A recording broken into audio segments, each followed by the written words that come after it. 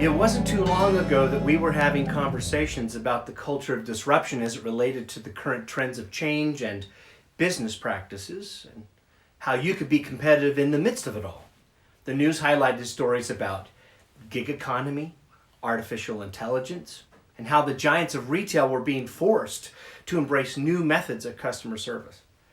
It was all about how innovation was causing a global shift in our way of working. Little did we know just a few months ago that the next big global disruption was not a virtual idea, but a viral infection.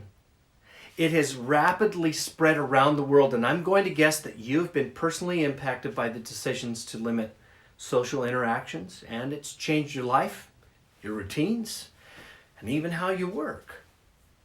This disruption is delivering a 1-2 punch with an uppercut. It's hitting our healthcare, our bank accounts, and our toilet paper supply. Now, normally when I'm speaking to an audience about disruption, we explore 4 fundamentals that give you a competitive advantage, one of which is the commitment to change proactively. And if ever there was a time for intentional proactive change, this is it. The organizations and even individuals who strategically adapt their approach to what's going to be the new standards for life and work in the future will be the ones who don't just survive, they will thrive. Those who just push pause, wait around for the all clear signal, will be the ones who struggle for years to come. Did you catch that? Our reacting to this disruption with changes that help us cope with the current circumstances is necessary. But we also need to proactively anticipate and create new ways to engage in the future. I want to give you a couple of ideas to help you change proactively. First, ask yourself 2 questions every day. What now? And what next?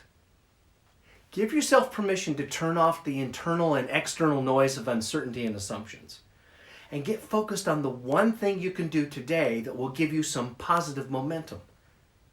When you ask what now, you're guiding your thoughts to identify the best actionable priority for the moment. Then, take some time each and every day to think strategically about what you can do next. This is the discipline of creating ideas and preparing yourself for new opportunities. When you ask, what next? You're looking ahead to anticipate your next move. Start making a list of ideas of things you can do when we begin to emerge from this disruption. These 2 questions can help keep you from getting stuck in negative thinking or old habits. Years ago, I went fishing in Idaho and I found a spot that looked very promising. Unfortunately, it was on the other side of a very large and deep stream. Now, I needed to get to the other side, but I didn't want to get wet. So I looked for a place to cross, and the only option I found was a massive rock right in the middle of the stream. Now I theorized that I could jump from the bank to the rock and then to the other side. I got a running start, flung my body through the air, and I stuck a perfect landing on the rock. It was spectacular, but I quickly realized that I had a problem. I couldn't make the jump to the other side from the rock. I needed some room to get a running start, and that room didn't exist. I had the what now figured out, but I didn't think through the what next.